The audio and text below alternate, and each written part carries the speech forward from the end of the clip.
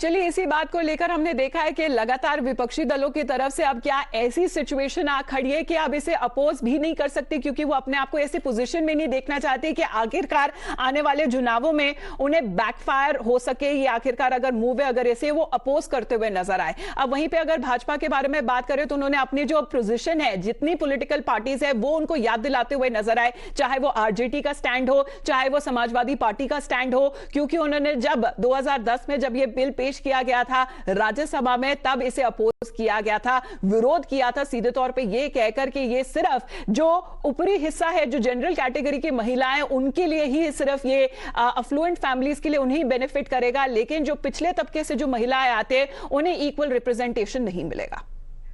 चलिए सीधे तौर पे अपने गेस्ट की तरफ चलते। निकत अब्बास हमारे साथ जुड़ चुकी है, बीजेपी के लीडर है, हमारे साथ डॉक्टर आशा भी जुड़ चुके हैं, ये एनसीपी के लीडर है, और लोकेश जिंदल हमारे साथ थोड़े दिन में जुड़ने वाले हैं। लेकिन निगत, अगर महिला सशक्तिकरण के बारे में बात करें, महिला आरक्षण के बारे में बात करें, तो ये लॉन्ग स्टैंडिंग था, जहां तक अब ये वक्त आ चुका है, अब ये समय आ चुका है कि बीजेपी सरकार की तरफ से इस बिल को पेश किया जाएगा, वो भी नए संसद में।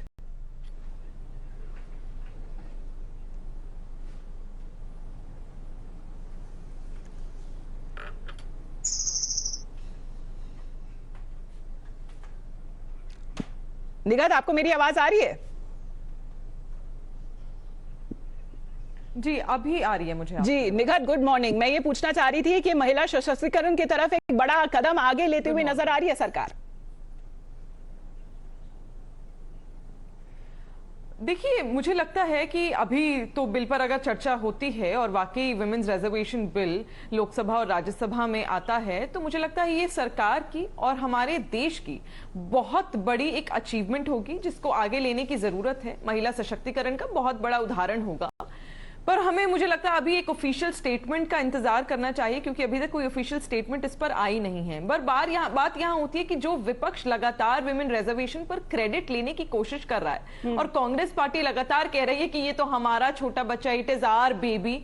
तो मैं पूछना चाहती हूँ, मुझे नहीं मालूम क्योंकि मैं थोड़ा देर से जुड़ी, कि हमारे साथ हमारे विपक्षी नेता और कांग्रेस के ये प्रवक्ता जुड़े हैं या नहीं, जुड़ गए। जब आप लोगों ने राज्यसभा में ये बिल पास कर दिया था, तो लोकसभा में आपने पेश क्यों नहीं करा? चलिए वही सवाल, और ये सवाल का जवाब दे दे कि लोकेश जी, अभी तो निगत बोल रहे कि थोड़ा इंतजार करिए, सरकार की तरफ से अभी ऑफिशियल स्टेटमेंट आने दीजिए। क्रेडिट अभी से क्यों लेने शुरू कर दिया कांग्रेस पार्टी ने? Good morning, everybody, and I wish all our audiences a very happy Ganesh Chaturthi. Yes, madam. Matter of fact, the Women Reservation Bill was always the brainchild of Congress. Congress stood by it in the 73rd and 74th Constitutional Amendment Act.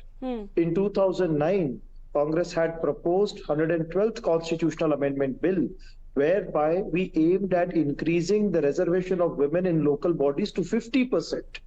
But even till now, the BJP has not taken any stand with respect to increasing the reservation of women to 50% in the local bodies. Coming to 2010, the question that you raised, that why wasn't it introduced in the Lok Sabha? In 2010, when the bill was introduced in the Rajya Sabha, at that point of time, BJP, along with various regional leaders, they created ruckus in the parliament. They were against introduction of women reservation in any form. And that was one of the major reasons for these लेकिन bills. Lokesh जी, बात तो ये भी करनी पड़ेगी ना sir, कि जो आपके अलायंस पार्टनर्स 2010 में थे, चाहे वो अलायंस का नाम कुछ और था, आज वही अलायंस पार्टनर्स अभी भी आपके साथ है, लेकिन अभी अलायंस का नाम कुछ और है। अब एक बार डॉक्टर आशा जी से भी मैं उनका पॉइंट ऑफ व्यू जान लेती हूँ, क्योंकि डॉक्टर आशा जी, अब क्या ऐसी स्थिति बन गई है मैम ऑपोजिशन पार्टीज के लिए कि अगर वो उसे अपोज करते हुए नजर आई तो उनके लिए शायद बैकफायर हो सकता है? नो, अपोज करने का तो कोई बात ही नहीं है। There is no point in opposing it, because it is 100% the child of Congresi Samman Sikta. In 1996, it was first introduced. Then it was just now said by my brother. It was passed in Rajya Sabha. In 2010, it was not passed in Lok Sabha. It was presented in Lok Sabha, but was not passed. Of course, it was opposed by some party. But now, means after these 14 years, when all the parties, they are seeing the women are growing, the women are ruling, the women are good managers, the women could be the good policy maker. Of course, the people change. लेकिन Why क्या the people बदल गया change? Ma'am, वही तो हम जानने की कोशिश कर रहे हैं निगद। क्योंकि अगर कुछ पार्टीज जो अपोज कर रही थी, जैसे डॉक्टर आशा जी ने भी कहा कि 2010 में, आज वही पार्टी सेम अलायंस पे अभी भी मौजूद है, तो क्या बदला? नहीं, मैं याद दिला देना चाहती हूँ क्योंकि हमारे साथी यहाँ पर बैठे हुए हैं. They've been talking about the past and they say that it was UPA's brainchild. It was initially the origin of Nurul Hassan's report, which says towards equality 1975, and in 1988 the report from Margaret Elva, which was the NPP report, National Perspective Plan for Women.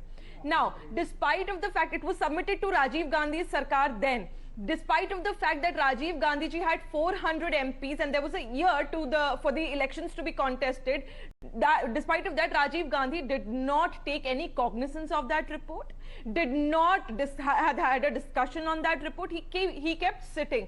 Now, that was only Vajpayee ji's Sarkar which took the cognizance of it and started to discuss. But again, because of Lalu ji and Mulayam ji, it was completely undone, and also the failure of Sonia Gandhi ji, who लेकिन gender disparity को हटाने के लिए और जहां तक उस मुद्दे को एड्रेस करने के लिए कितना बड़ा आई थिंक ये कदम हो सकता है, लोकेश जी अगर आप बता सके इस मुद्दे पर, क्योंकि मैं यही जानना चाहती हूँ कि वही विपक्षी दल जो इस पुराने मतलब 2010 में जो विरोध कर रही थी, क्या उनका स्टैंड बदल जाएगा सर?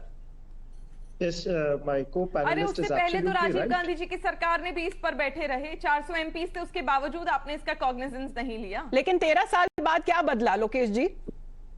देखिए, I would agree with my co-panelist, but Madam, Hassan report and Alva committee, both of them were constituted by the Congress regime itself. It was Indira Gandhi who for the first time championed the cause for women, and later it was carried forward by the Rajiv Gandhi government. It's very good that you write And a that report was- and do not take any cognizance of it. No. It was in 1993 for the first time that entire stand took a political manifestation in the form of 73rd and 74th Constitutional Amendment Act. Madam, my question is this. What was wrong in the last 9 years? Why this delay? Secondly, why is it that only when the elections are near, the government has to hurriedly bring about a special session and then politicize this entire issue? Why not in the first session itself, when it would have been way more easier? अब ये सवाल उठाया जा रहा है विपक्षी दल की तरफ से कि अगर बीजेपी उनके मैनिफेस्टो में ये लिखा गया था कि विमेन रिजर्वेशन बिल लाया जाएगा, तो आखिर तक क्यों इंतजार किया गया? अभी फिलहाल ऑफिशियल स्टेटमेंट, ऑफिशियल अनाउंसमेंट का अभी सभी को इंतजार है, लेकिन ये बहुत बड़ा कदम हो सकता है. और यहाँ पर हम देख रहे हैं, जहां तक अगर यूनानिमसली अगर इसे पारित कर दिया जाता है, तो विमेन डिस्पैरिटी का इशू को एड्रेस करते हुए किस तरीके से इक्वल रिप्रेजेंटेशन मिल सकती है महिलाओं को, specially when it comes to the decision making bodies, ये बहुत ही बड़ा और अहम फैसला होने वाला है. धन्यवाद आप सभी का हमारे साथ जुड़ने के लिए टाइम्स नाउ की डिबेट पर.